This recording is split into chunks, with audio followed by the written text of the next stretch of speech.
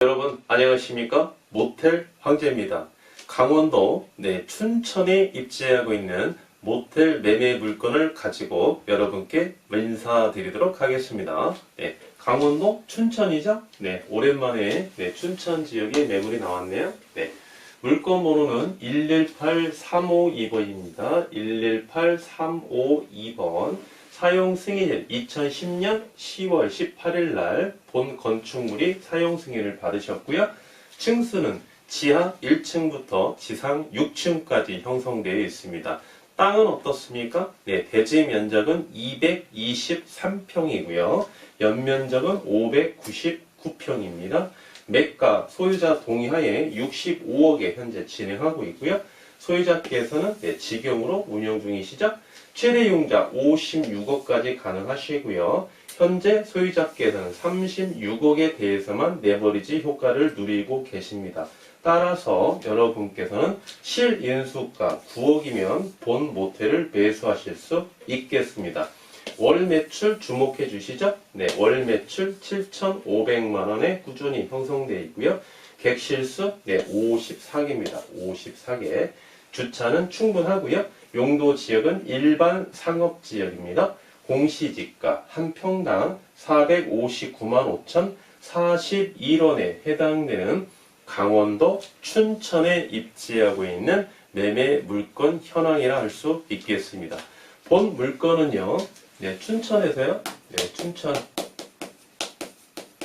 춘천에서 최고 상권이 입지하고 있고요. 최고 상권에 입지하고 있고 인근 경쟁업소에 비하면 최고 매출을 자랑하고 있습니다. 최고 매출. 최고 상권에서 최고 매출이니까 시설은 기본 빵이겠죠. 그리고 이제 이 지역은요, 상업지역이지만, 일반 상업지역이지만, 모텔이 그렇게 밀집되어 있지는 않습니다. 상대적으로, 모텔이 분산된 지역에 이렇게 입지하고 있고요. 또한 해당 상권은요, 역세권입니다. 역세권에 형성되어 있습니다. 따라서 춘천 최고 상권이라고 우리가 볼 수 있겠죠. 우리가 이제 로드맵을 보고 또 현장의 임장 활동을 가서 보았을 때 이 지역은요, 춘천에서 가장 20대, 30대, 40대 여러분들이 가장 많이 모이는 그런 지역이라고 말씀드릴 수 있겠습니다. 따라서 모텔이 분산된 지역이면서 어떻습니까? 먹고 자고는 항상 붙어 다니죠. 먹자 상권이 또 밀집되어 있겠죠. 해당 상권이. 그래서 역세권, 분산지역, 먹자 상권이 트라이앵글로 형성된 지역에서 이 지역에서 해당 모텔이 최고로 시설이 좋고 최고로 매출이 뛰어나다. 이렇게 볼 수 있겠습니다. 객실이요 54개고요. 매출이 7,500만원에 이렇게 형성되어 있는데요. 매출에 대한 대실과 숙박에 대한 기여도를 한번 평가해 보겠습니다. 월 매출 7,500만원이죠. 7,500만원. 7,500만원을 100%라고 우리가 보았을 때 대실 매출이 약 5% 정도밖에 차지하지 않고요. 해당 모텔은요, 숙박 매출이 차지하는 비율이 약 95% 이렇게 차지하고 있습니다. 이렇게. 대실 매출 비율이 조금 아쉽죠? 여기에서 대실 매출 비율이 10%만 추가가 된다면 여기가 어떻게 됩니까? 110%가 되겠죠? 110%가 된다면은 매출이 어떻습니까? 여기에서 750만원 정도는 이렇게 플러스가 되면은요, 해당 모텔이 8,250만원까지 이렇게 올릴 수 있다는 거죠. 최소한 8천만원 이상은 올릴 수 있다는 건데요. 뭐가 어렵습니까? 하루에 대실 10개만 추가로 받을 수만 있다면 10개. 단가가 얼마죠? 2만원으로 한번 계산을 해보면요. 2만원. 하루에 20만원만 더 매출을 올리면 한 달이면 얼마입니까? 600만 원이죠. 예. 30일 이렇게 하시면 예, 600만 원입니다.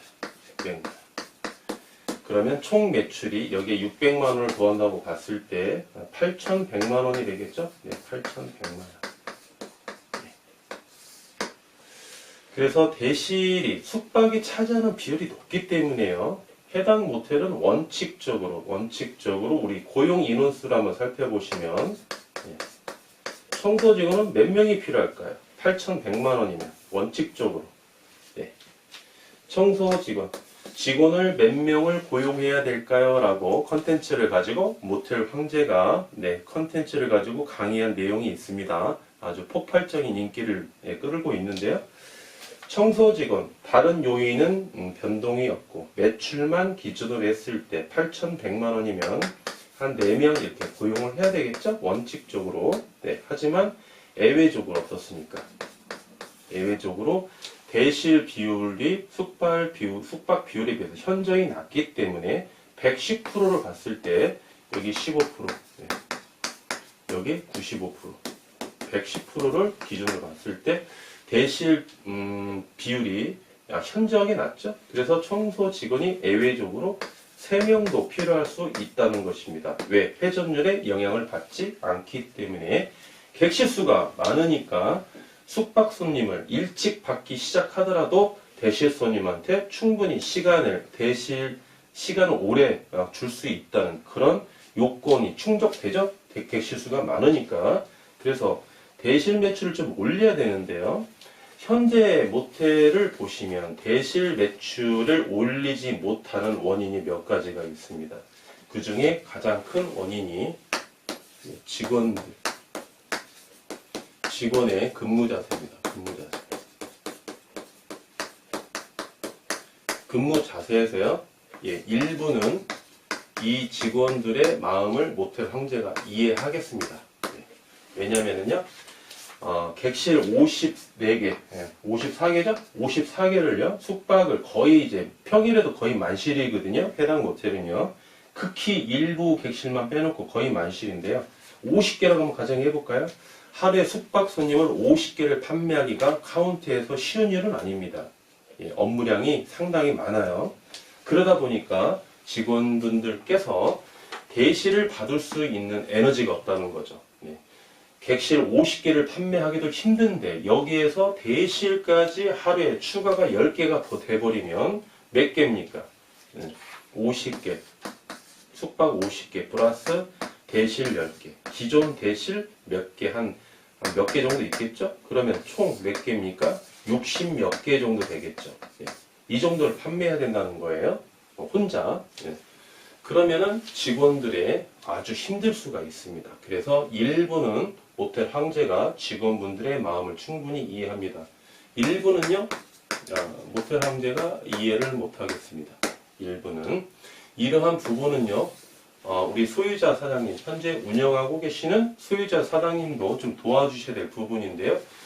이해하지 못하는 부분을 해결하기 위해서는 급여를 조금 더 올려주셔야 되고요.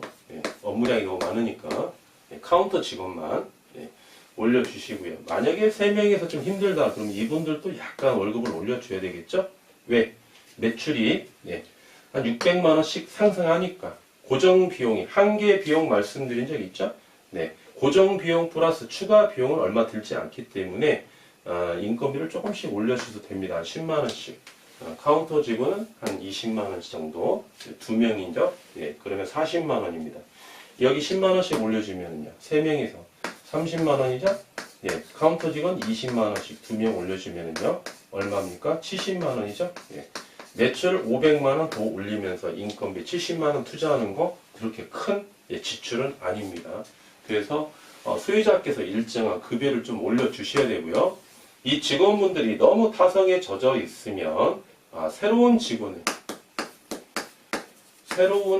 고용하셔도 되고요.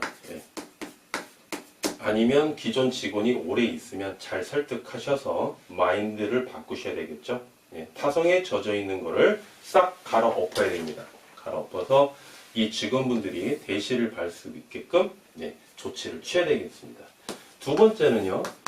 대실 손님이 요구하는 요구사항이 있습니다. 대실 손님의 니즈를 파악할 줄 알아야 됩니다. 대실 손님이. 대실 손님이 개식 하락하는 이유는요, 이 직원분들이 숙박 판매도 힘드는데 대실 손님이 오면은 약간 무시하는 경향이 있을 거예요. 그러니까 대실 손님이 단골이 안 잡히죠? 그러니까 대실 매출이 안 나오는 겁니다. 예. 대실 손님이 요구하는 사항이 있습니다. 뭐가 있겠습니까? 가장 중요한 건 친절이죠. 친절. 얼마나 응대를 친절하게 잘 해주느냐. 그 다음에 서비스. 서비스 품목이 좀 있어야 됩니다. 어떤 품목이 필요할까요? 일반적으로 우리가 타올을 4장을 이렇게 제공을 해드리는데요. 대타올, 소타올 그러는데 바디타올 있지 않습니까? 큰 거. 네, 바디타올 1장에 소타올, 작은 타올 3장에서 보통 4장 정도 이렇게 공급해 드리는데요. 비치해 놓고요. 소타올 하나 정도 더 추가로 드립니다. 그러면 타올이 총 5개죠? 소타올 4개, 대타올 하나. 우리나라 사람은 남자분들께 대타올을 별로 선호하지가 않아요. 모텔 황제도요, 샤워하고, 모텔에서 샤워하고, 대타올로 이제 몸을 닦으려면 굉장히 불편하더라고요. 이게 습관이 안 돼 있어서, 외국들하고 다르게. 소타올이 편하더라고요. 근데 여성분들은 대타올이 편하거든요. 그래서 소타올 정도 하나로 추가해 주시고요. 그 다음에 이제 여성분들이 좋아하는 뭐 스타킹 같은 거 있습니다. 대실 찾아오시는 분들 스타킹. 하나에 1,000원밖에 안 해요.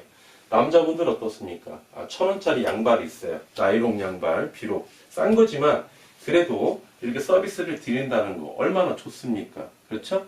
네. 그리고 VIP 카드. VIP 카드를 발급합니다. 자체 VIP 카드. 예.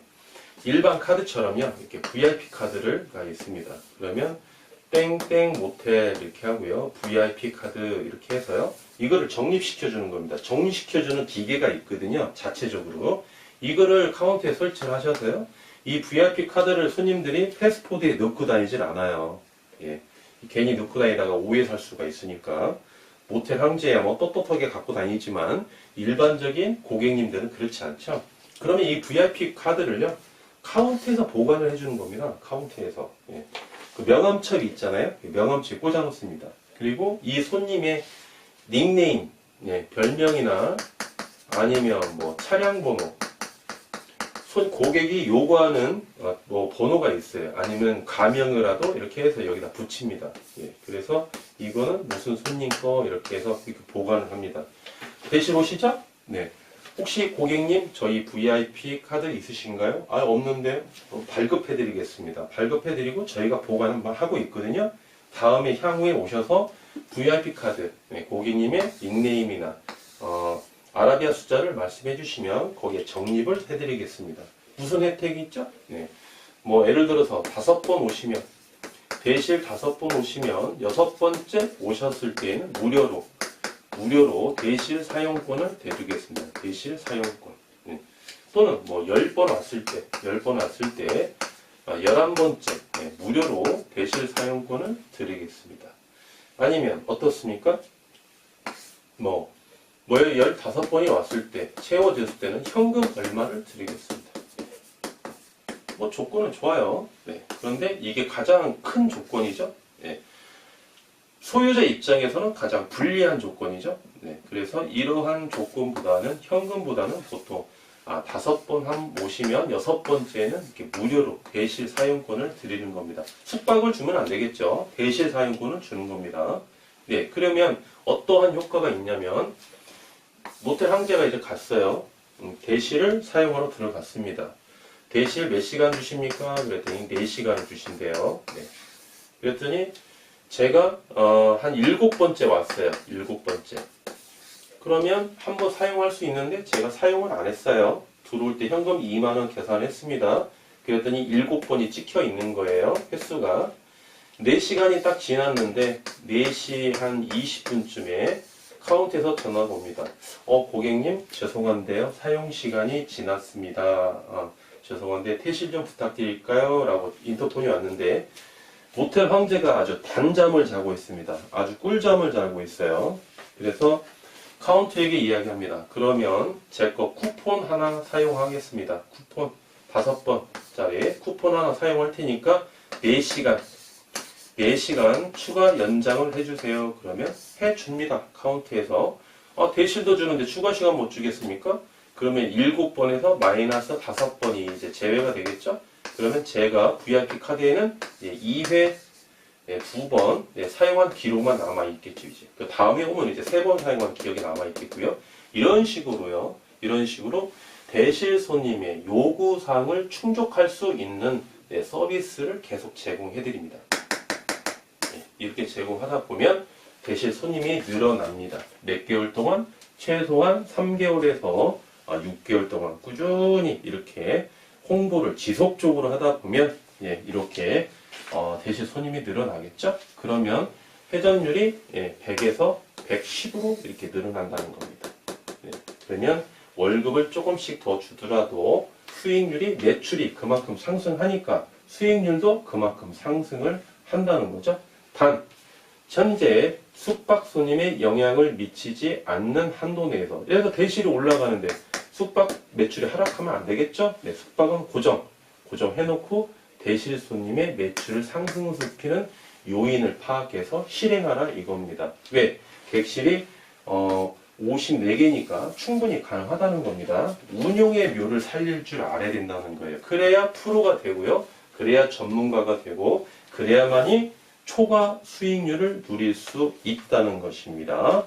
평균 수익률의 이상의 초과 수익률을 누리기 위해서는요. 그만큼의 아이디어와 그만큼의 노하우가 있어야만이 초과 수익률을 누릴 수 있는 것입니다. 현재 소유자께서 이 유튜브를 한번 보셨으면 좋겠어요.